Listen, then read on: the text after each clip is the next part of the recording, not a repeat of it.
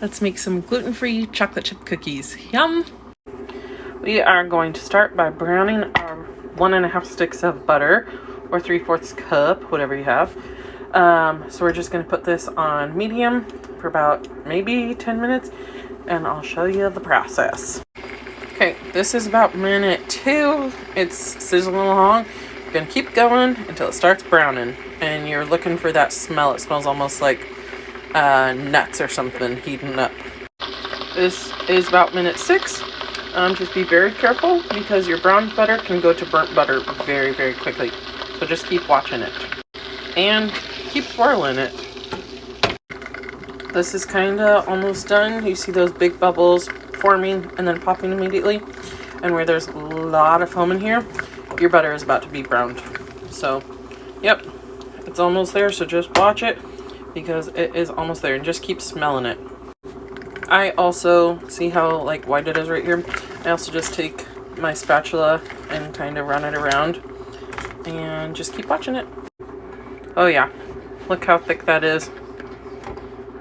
I would say it's got maybe 30 seconds left on it.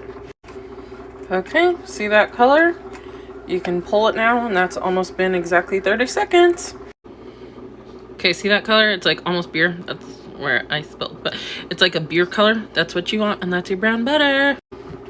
See how it's like brown at the bottom? Yum. I'm gonna let this cool for about 5 minutes, and then we'll keep going. Okie dokie, the butter has cooled down, and look at all those brown bits. We are gonna dump all of them in. I also have a cup of brown sugar and 1/4 cup of white sugar, and look at all those brown bits. Yum. We're just gonna mix it together. Remember, they're browned, not burnt. Okay, in my bowl that I had my butter in, I cracked 1 egg and then 1 egg yolk and a tablespoon of vanilla, and we're just gonna mix that together. Then I'm going to pour it into my sugar and butter mixture and mix that together as well. Okay, for the dry, I've got 1 3/4 cup of gluten-free flour, which I use the Bob's Red Mill 1-to-1 baking flour blue bag. It's gluten-free. 3/4 teaspoon of baking soda and a teaspoon of salt, and we're gonna mix that together. Okay, just mix it all together like that. That's perfect. I think I've made a mistake, but you're supposed to add 2 cups of chocolate chips to this. I added like 1 3/4, and I still think that's too much. But I added 1 cup of dark and 3/4 cup of just semi-sweet, and now just mix that together. I definitely think that's way too much, but whatever. Okay, that's how it looks, and now I'm going to portion it out as best as I can into the same proportionate sizes for cookie dough balls.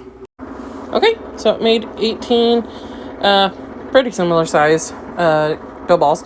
So I'm gonna refrigerate this for half an hour, and then we'll see how we're doing. Okay, these have been in the fridge for about 45 minutes now.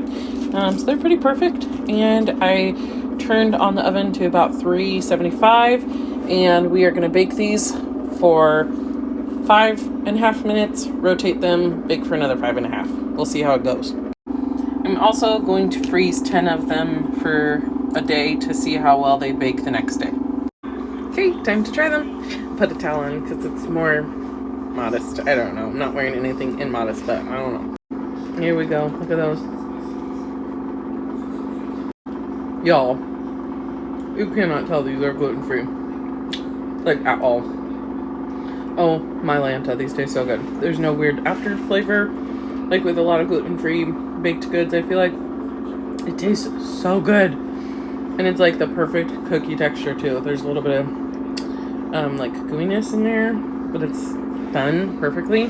Whew, these are so good. My husband loved them. He snarfed one down, and he came back for a second one already. So I think that's a win. So I hope you guys enjoy. This is from Brahma Bakery.